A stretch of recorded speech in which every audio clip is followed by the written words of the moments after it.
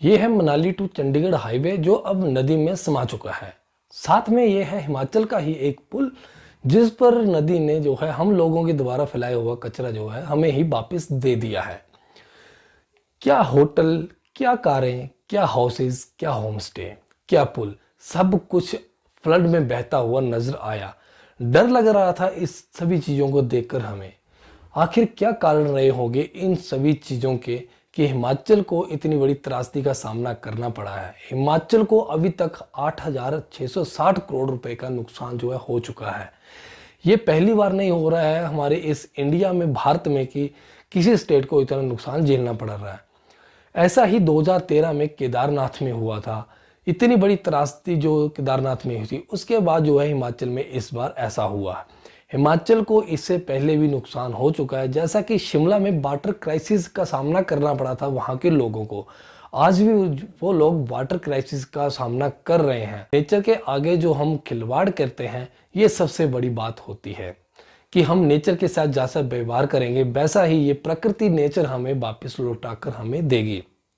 जिस तरह से हम वायु, हवा, मिट्टी, हर चीज़ को प्रदूषित करते जा रहे हैं, उससे ये नेचर हमें वापस वही चीज़ लौटा कर देगा, जिससे हमें जान का भी नुकसान होगा, माल का भी नुकसान होगा। तो आइए थोड़ी सी बात करते हैं इन सभी चर्चाओं के बारे में कि क्या ऐसा क्यों हो रहा है और इसके आगे क्या सोल्यूशन हो सकते हैं और ये क्यों हो रहा है। ये सारी बातें इस वीडियो में समझेंगे, तो बने रहिए तसल्ली वक्त इस वीडियो। इसके लिए हम यूं कहेंगे कि टूरिज्म इसके लिए रिस्पॉन्सिबल है, तो नहीं, ऐसा बिल्कुल नहीं है। इसके लिए जो इरिस्पॉन्सिबल टूरिज्म है वो रिस्पॉन्सिबल कहीं ना कहीं हो सकता है। वैसे तो टूरिज्म जो है इन स्टेट्स के लिए, जैसे कि जे.एंड.के हो गया, हिमाचल हो गया, उत्तराखंड हो गया, टूरिज्म बहुत ज़्यादा इम्पोर्टेंट हिस्सा है हमारी इकोनॉमी के लिए, जीडीपी के लिए। जैसा कि एक रिपोर्ट का माने तो जे.एंड.के में जो है 50 से 60% जो लोग हैं, वहाँ की पॉपुलेशन जो है वो टूरिज्म पर आधारित है। टूरिज्म के जरिए उनके घर चलते हैं। तो ऐसा नहीं है कि टूरिज्म ज़रूरी नहीं है। हम बात कर रहे हैं इरिस्पॉन्सिबल जो टूरिज्म है उसकी बात कर रहे हैं। बात करेंगे जैसे कि हिमाचल की जो 7% जीडीपी है वो है टूरिज्म पर आधारित। वैसे ही उत्तराखंड में जो है वो 4% जीडीपी जो है वो टूरिज्म पे जो है आधारित है। अब ये कहने के लिए ये परसेंटेज जो बहुत कम रहेगी, लेकिन अगर हम इसे पॉपुलेशन में कन्वर्ट करें तो ये पहुंच जाती है 12 से 13 हज़ार करोड़ जो पॉपुलेशन है वो टूरिज्म पर आधारित है।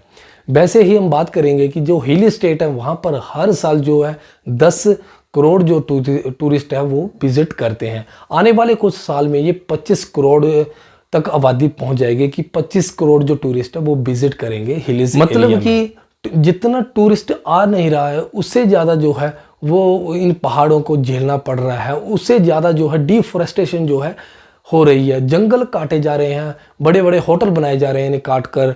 वहाँ की जो ज़मीन है वो उपयोग की जा रही है होटल बनाने के लिए, होम स्टे बनाने के लिए।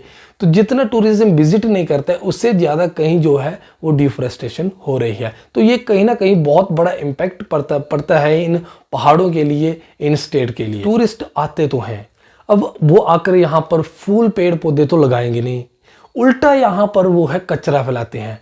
जैसे चिप्स के पैकेट हो गए, कैन हो गए, बिस्लरी की बोतल हो गई, और बहुत से जो है कूड़ा करकट जो है हिमालय पर फैला रहे हैं।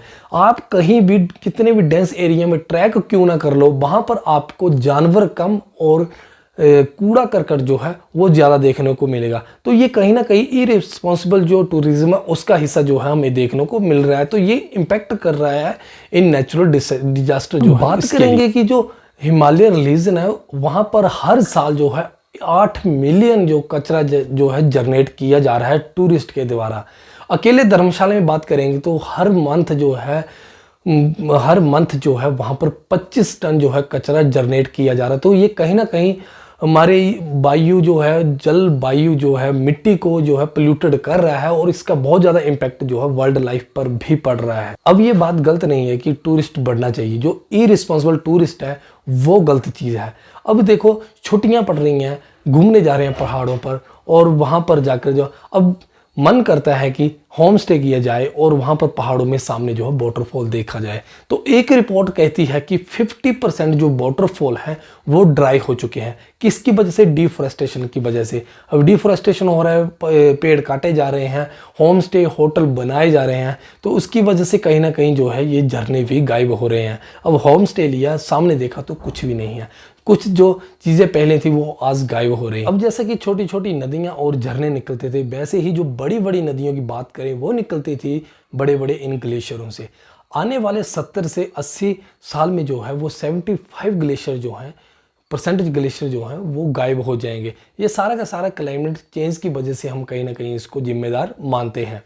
अब बात करेंगे कि जैसे कि मतलब एक रिपोर्ट बताती है कि लेह लद्दाख में जो है वो प्रतिदिन जो है पर डे जो है 25 लीटर पानी जो है वहाँ पर यूज़ किया जाता है। वहीं पे टूरिज्म की बात करें तो वो ये आंकड़ा पहुँच जाता है 75 पर डे के हिसाब से। मतलब कि 2 से 3 गुना जो ज़्यादा वहाँ पर पानी जो है यूज़ किया जाता है। लोग जाते हैं कि पैसा दिया हुआ है, इसको पूरा वसूल किया जाएगा। तो ये कहीं ना कहीं जो है इम्पैक्ट पड़ता है हमारी इस टूरिज़्म पे, इकोलॉजी पे बहुत ज़्यादा फर्क पड़ता है। तो इसके लिए क्या जो कदम उठाए जा सकते हैं वो हम ये कर सकते हैं कि एक तो हमें सबसे पहले जो है रिस्पॉन्सिबल बनना चाहिए। जो टूरिस्ट आते हैं उनको रिस्पॉन्सिबल बनना चाहिए कि पहाड़ों में जाकर जो है गंद ना डाला जाए, हर चीज़ को जो है जो डस्टबिन है उनमें डाला जाए, पहाड़ों में इसे ना फैलाया जाए। जैसे कि फॉरेन कंट्री में होता है, वहाँ पर रूल फॉलो किए जाते हैं कि अगर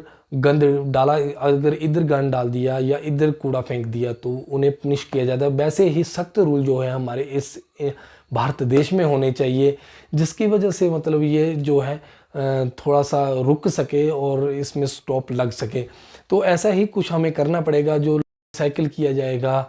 ऐसी बहुत सी जो हैं पॉलिसी निकाली गई हैं, लेकिन इन्हें फॉलो जो है पब्लिक बहुत कम करती है। तो इसके लिए सख्त से सख्त रूल रखने चाहिए और सभी को रिस्पॉन्सिबल जो बनना चाहिए।